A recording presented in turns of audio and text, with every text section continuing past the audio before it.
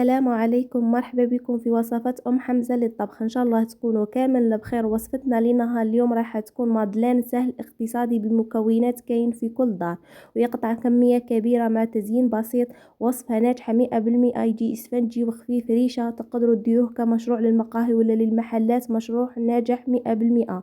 كملوا الفيديو للأخير حبيباتي، ما تنسونيش بهذيك الجام في لا فيديو والاشتراك فضلا وليس أمرا، ربي يفرحكم. نروح نتعرفوا على طريقة التحضير. أول حاجة بسم الله على بركة الله. نجيب إناء ندير فيه الحبات نتاع البيض يكونوا بدرجة حرارة المطبخ. لازم البيض تجبدوه قبل من الكونجيلاتير.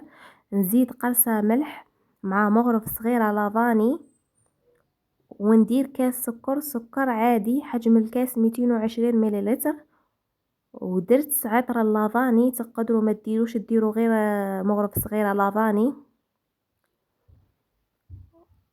ومن بعد نجيب الباتير ونخلط هذاك البيض مع السكر، نخلطه مليح حتى نحسو هذاك السكر كامل داب، ونحسو الخليط تاعنا ضاعف الحجم تاعه واللون تاعه ولا ابيض كيما شفتوا. نقعدوا نخلطوا مليح بالباتير. اللي ما عندهاش الباتير تقدر دير غير فوي.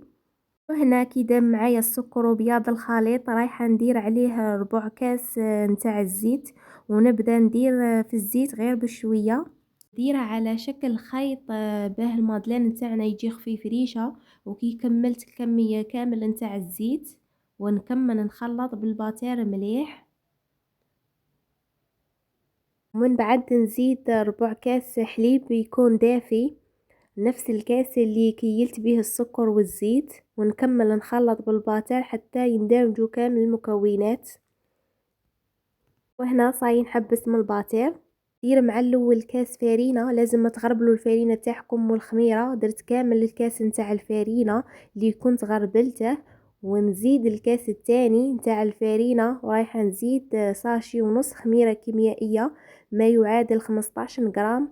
درت الاولى ساشي، ومن بعد نزيد مغرفه صغيره خميره كيميائيه كما شفتوا. هنا نستعمل الفوي، وهنا انا ديت لي الفارينه 2 كيسان فارينه، استعملت فارينه سفينه، وكل وحده والفارينه تاعها قادره تديكم حتى 2 كيسان فارينه، وتزيدوا مغرف فارينه وقادره تديكم غير 2 كيسان فارينه على حسب نوعيه الفارينه. لازم تتحصلوا على هذا القوام، ما يجي ثقيل بزاف ما يجي خفيف بزاف، يجي قوام كيما نتاع المسكوتشو كيما شفتوا. وهنا نجيب طاس نتاع البراميكسر ولا اي طاس يكون عندكم هكا، باش كي نجو نعمرو لي كيسات بالخف نعمروهم خير من مغرف. جبت هنايا المول نتاع لي مادلين، عندي هادو لي كيسات نتاع المادلين، درت كامل لي كيسات ونفرغ عليهم كميه من الخليط نتاع المادلين. حاولوا يا البنات ما تعمروش لي كيسات هكا باش تخلوا بلاصه باه يطلع المادلين. نحمر حوالي 2 مغارف كبار، نخلي ربع باه من بعد كي نديرهم في الفرن رايح يطلع معاكم. ما تعمروهمش مليح باه ما يفيدوش معاكم، راني نقولكم ونعاود، عمروهم حوالي 2 مغارف كبار من الخليط. خلوا ربع من الكيسات. رايح نكمل كامل الكميه، راح ندخلهم في الفرن اللي كنت مشعلاته من قبل على 180 درجه. نشعل عليه غير من تحت، كي نشوفهم احمر ومن تحت نشعل عليهم من الفوق، ونحمرهم من الفوق ونخرجوه.